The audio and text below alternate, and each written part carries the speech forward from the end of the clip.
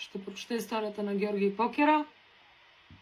Не знам вие дали сте играли покер.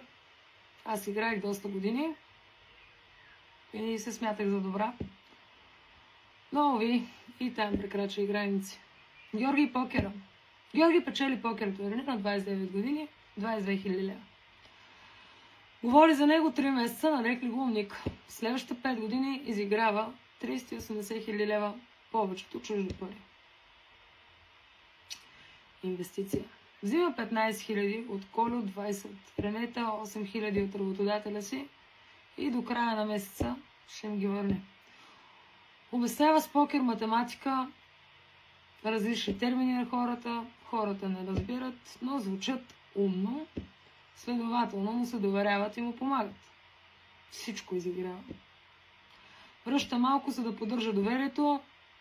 Взима отгоре. Пирамидата се срутва. Коли си иска парите, защото му предстои операция на детето. Георги взима от Ренета и му дава. После Ренета и Коля се срещат случайно, разбират, че са дали пари на един и същи човек едновременно. Георги казва, не мислех, че ги мамя, мислех, че с достатъчно пари ще спечеля достатъчно и ще върна с лихвите. Мозъкът ми вярваше в това до край.